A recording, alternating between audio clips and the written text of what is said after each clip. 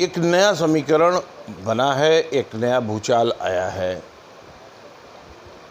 क्योंकि श्रीकला जो पूर्व सांसद धनंजय सिंह की पत्नी हैं और जिला पंचायत अध्यक्ष भी हैं, उनका नाम आने के बाद एक नए समीकरण का बनना जौनपुर संसदीय क्षेत्र में लगभग तय है। आपने तमाम समाचार पत्रों और पोर्टलों पर जातिगत समीकरण तो देखा होगा। मैं जातिगत समीकरण के आधार पर कोई चर्चा नहीं करने जा रहा हूँ। जौनपुर संसदीय क्षेत्र को लेकर अगर कहा जाए तो तीनों प्रत्याशी, चाहे वो भारतीय जनता पार्टी का हो, चाहे वो बसपा का हो, चाहे वो सपा का हो, तीनों पैराशूट हैं। पैराशूट का मतलब सिर्फ जगह से पैराशूट नहीं है, ये विचारधारा से भी पैराशूट है। कांग्रेस प्रत्याशी को लेकर कहा जाए, क्षमा कीजिएगा, अगर भाजपा प्रत्याशी को लेकर कहा जाए तो उन्होंने पूरी ज़िंदगी कांग्रेस की राजनीति की है और भारतीय जनता पार्टी जैसी विचारधारा को पूरी ज़िंदगी कोसा है। उसी आधार पर वो महाराष्ट्र के गृह राज्य मंत्री बने, लंबे समय तक उन्होंने सत्ता सुख उठाया। कांग्रेस के पतन के बाद तो 2.5 साल पहले वो भारतीय जनता पार्टी में आ गए और उन्हें टिकट मिल गया। उनका भारतीय जनता पार्टी की विचारधारा से कोई लेना देना नहीं है। दूसरी बात की जाए तो समाजवादी पार्टी की, तो इनको भी लेकर पार्टी के अंदर बड़ी घमासान मची हुई है। अंदर खाने की खबर यह है कि बाबू सिंह कुशवाहा को बदलने के लिए लगातार प्रयास चल रहे हैं। पार्टी के कार्यकर्ताओं द्वारा, पदाधिकारियों द्वारा लगातार विरोध हो रहा है, उनके पुतले फूके जा रहे हैं। और सच पूछिए तो जो समाजवादी पार्टी का यहाँ जनपद का चिंतन वर्ग है, वो खुद आश्चर्यचकित है बाबू सिंह कुशवाहा के उम्मीदवार बनाए जाने को लेके। बांदा से चलकर यहाँ आए बाबू सिंह कुशवाहा पर ढेर सारे आरोप हैं, ढेर सारे उनके ऊपर मुकदमे हैं, ठीक कृपाशंकर सिंह जैसे। तो स्थान ही नहीं, वो विचारधारा के भी पैराशूट है, क्योंकि अभी साल भर पहले उन्होंने इसी जौनपुर में, जहां वो समाजवादी पार्टी का झंडा बुलंद करने आए हैं, उन्होंने पार्टी के नेता, यहाँ तक कि पार्टियों की नीतियों तक की शिशालेदर की थी। यहाँ तक कह दिया था कि समाजवादी पार्टी और भारतीय जनता पार्टी दोनों एक जैसी हैं। इसी चौकिया में जौनपुर की बात है, मैं आपको याद दिलाऊं, ये बात मैंने पिछले इंटरव्यू में भी आपको बताई थी। जो आरोप है उनकी चर्चा छोड़ दीजिए, मैं आज सिर्फ एक नए एंगल को आपको दिखाना चाह रहा हूं।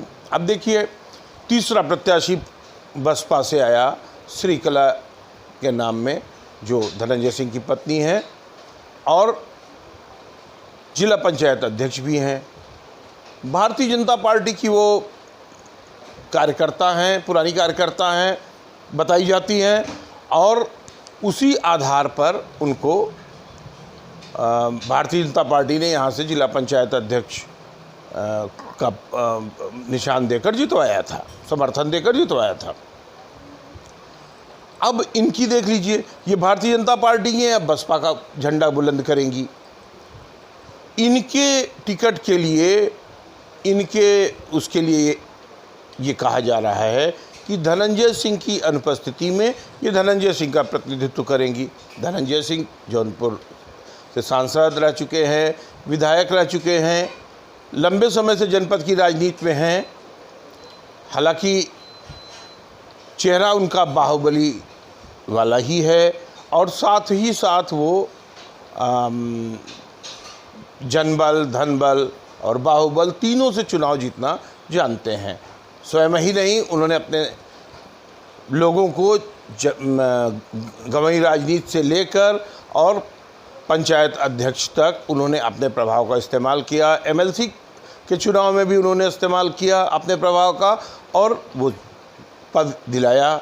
या जनपद से एमएलसी जो हैं वो धनंजय सिंह के साथ हैं। अब देखिए, धनंजय सिंह के जेल जाने के बाद जो नई परिस्थितियां पैदा हुई, धनंजय जनता पार्टी द्वारा जब सीधा टिकट देने से इनकार कर दिया गया तो उन्होंने एनडीए से जुड़े तमाम दलों में अपनी संभावनाएं खोजी। ये चर्चा लगातार थी कि वो एनडीए से जुड़ी किसी पार्टी का टिकट लेकर जौनपुर से उतरेंगे, लेकिन उनकी गिरफ्तारी के बाद ये मामला ठंडा पड़ गया। भारतीय जनता पार्टी और एनडीए से दूरी बनने के बाद, हालांकि पिछले 2 साल से इस प्रयास में थे धनंजय सिंह, लेकिन दूरी बनने के बाद उन्होंने सपा में भरपूर संभावनाएं खोजी। खूब चर्चाएं चली कि धनंजय सिंह की पत्नी श्रीकला को टिकट मिल जाएगा, लेकिन सपा ने जब अपना प्रत्याशी उतार दिया तो उन्होंने तीसरी संभावना बसपा में, जहां से वो पहले सांसद रह चुके थे और विधायक रह चुके थे, उनके पिताजी भी विधायक रह चुके थे, अपने पुराने संपर्कों का इस्तेमाल करते हुए अपनी पत्नी को टिकट दिला दिया। अब देखिए, तीनों ही प्रत्याशी पार्टी की विचारधारा के विपरीत हैं। 2 ही चीज़ें होती हैं वोट देते समय एक मतदाता के तौर पे सोचिए, तो आप पार्टी की नीतियां देखते हैं और प्रत्याशी का चेहरा देखते हैं। तो प्रत्याशियों के चेहरे पे तो चर्चा मैं नहीं करूंगा, क्योंकि कृपाशंकर सिंह भी तमाम गंभीर आरोपों और गंभीर मामलों में संबद्ध है, और यही हाल अपने समाजवादी पार्टी के प्रत्याशी बाबू सिंह कुशवाहा का है। रही बात श्रीकला रेड्डी की, तो इनका चेहरा जरूर साफ पाक है, लेकिन इनके पीछे जो हैं उनके ऊपर आरोप दर आरोप लगते जा रहे हैं। चुनावी घोषणा और उनके उम्मीदवार बनने की चर्चा के बीच धनंजय सिंह के निजी गनर, निजी अंगरक्षक की हत्या ने फिर मामले को गर्म कर दिया है। तो देखिए, जब भी हम संसदीय क्षेत्र की बात करेंगे तो वोटर जो पार्टी की नीतियों या प्रत्याशी के चेहरे के आधार पर चयन करने वाले होंगे, वो बड़ी नाउम्मीदी से मतदान करने जाएंगे। ऐसी इन परिस्थितियों में